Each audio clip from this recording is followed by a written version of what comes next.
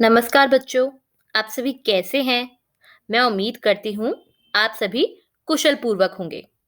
बच्चों, हमारी आज की कक्षा का विषय है पर्यायवाची शब्द, जिन्हें हम समानार्थक या फिर समानार्थी शब्द भी कहते हैं। बच्चों, आपके शब्द भंडार में वृद्धि करने के लिए आप सभी को पर्यायवाची शब्दों का ज्ञान होना बहुत जरूरी है। परंतु ये पर्यायवाची शब्द क्या होते हैं? आइए मैं आपको यह बात एक उदाहरण देकर समझाती हूँ। बच्चों, इन दोनों वाक्यों को ध्यानपूर्वक पढ़िए। बगीचे में फूल खिले हैं। बगीचे में पुष्प खिले हैं। बच्चों, इन दोनों वाक्यों में प्रयोग किए गए शब्द फूल और पुष्प दोनों के अर्थ समान हैं। दूसरे शब्दों में कहें तो फल और पुष्प एक दूसरे के पर्यायवाची शब्द हैं, क्योंकि इन दोनों के ही अर्थ एक समान हैं, एक जैसे हैं। मैं आपकी जानकारी के लिए बता दूं, सुमन, प्रसून, कुसुम ये सभी फूल के अन्य पर्यायवाची शब्द हैं। बच्चों, पर्यायवाची शब्द दो शब्दों के मेल से बना है, जो कि है पर्याय और वाची। पर्याय मतलब समान, मतलब एक जैसा, और वाची मतलब बोले जाने वाले। तो बच्चों, ऐसे शब्द जिनके अर्थ समान होते हैं और जो एक दूसरे की जगह पर बोले जाते हैं, ऐसे शब्दों को पर्यायवाची शब्द कहा जाता है। बच्चों, पर्यायवाची शब्दों को हम समानार्थक शब्द भी कहते हैं। एक खास बात ध्यान देने वाली यहां पर यह है कि अर्थ एक जैसा होने के बावजूद भी वाक्यों में प्रयोग करते वक्त पर्यायवाची शब्द एक दूसरे की जगह नहीं ले सकते। मतलब हर एक पर्यायवाची शब्द किसी दूसरे पर्यायवाची शब्द की जगह नहीं ले सकता। और इसके पीछे कारण यह है कि वाक्य में प्रयोग होने पर हर शब्द का एक खास अर्थ होता है। बच्चों, आइए आज हम ऐसे ही कुछ शब्दों के पर्यायवाची शब्द जानते हैं और उनके सही प्रयोग को समझते हैं। हमारा सबसे पहला शब्द है आंख, और आंख के पर्यायवाची शब्द हैं चक्षु, नेत्र, नयन। बच्चों, नयन, नेत्र, चक्षु तीनों ही शब्द पुल्लिंग है और ये संस्कृत के शब्दों की मदद से बने हैं, जिनका अर्थ होता है आंखें।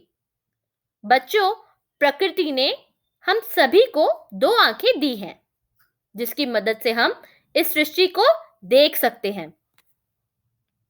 आइए अगले शब्द पर चलते हैं। हमारा अगला शब्द है धरती। धरती के पर्यायवाची शब्द हैं भू, भूमि, पृथ्वी। भू या भूमि धरती का वह हिस्सा होता है जहां पर खेती की जाती है, और सौरमंडल का वह ग्रह जहां जीवन है, जहां हर तरह के जीव रहते हैं, उसे पृथ्वी कहा जाता है। हमारा अगला शब्द है रात, और रात के पर्यायवाची शब्द हैं रात्रि, निशा, रजनी। बच्चों, जब सूर्य डूब जाता है और चारों ओर अंधकार होता है, उस समय को रात कहा जाता है। रात को संस्कृत में रात्रि कहा जाता है। सूर्य के डूबने से सूर्य के उगने तक का जो समय होता है, जो समय सीमा होती है, उसे रजनी या निशा कहते हैं।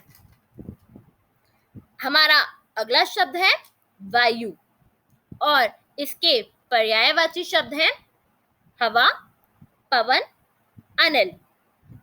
बच्चों, वायु उसे कहते हैं जिसमें मनुष्य सांस लेकर जीवित रहता है। यह हमारी धरती पर भरपूर मात्रा में मौजूद है। वायु का धीमी मतलब हल्की गति में चलना हवा कहलाता है और तेज गति में चलना पवन कहलाता है। बच्चों, अगले शब्द पर चलते हैं। हमारा अगला शब्द है आकाश और इसके पर्यायवाची शब्द हैं आसमान, गगन, नभ। आकाश का अर्थ होता है खुली जगह। आसमान और गगन का अर्थ है एक ऐसा खुला स्थान जो ऊपर की ओर दिखाई दे। जबकि नभचरों मतलब पक्षियों के आकाश में रहने की वजह से आकाश को नभ भी कहा जाता है। आगे चलते हैं। हमारा अगला शब्द है मित्र और इसके पर्यायवाची हैं साथी, दोस्त, सहचर। बच्चों, मित्र वह व्यक्ति होता है जो बुरे समय में हमारा साथ देता है। वह प्राणी जो हमेशा हमारे साथ रहता है वह साथी कहलाता है। वह व्यक्ति जो हमारा सहयोगी, मददगार होता है वह सहचर कहलाता है। वह व्यक्ति जिसके साथ हमारा प्यार हो उसे दोस्त कहा जाता है। हमारा अगला शब्द है जल और इसके पर्यायवाची हैं पानी, नीर, वारी। बच्चों, नदी या फिर किसी जलाशय से मिलने वाली चीज जिसे पीने के लिए प्रयोग किया जा सकता है उसे जल कहा जाता है। जबकि नेत्रों से आंसू के रूप में निकलने वाले जल को नीर कहते हैं और वारी बारिश से प्राप्त होने वाले जल को कहा जाता है। अगले शब्द पर चलते हैं। शब्द है कपड़ा जिसके पर्यायवाची हैं वस्त्र, चीर, पट। किसी भी वस्तु या प्राणी को ढकने के लिए जिसका प्रयोग किया जाता है उसे कपड़ा कहते हैं। लेकिन इस वक्त आपने जो कपड़े पहने हुए हैं उन्हें वस्त्र कहा जाता है। पट का अर्थ होता है पोशाक। ऐसी पोशाक जो रुई, रेशम के धागों से बनी हुई होती है।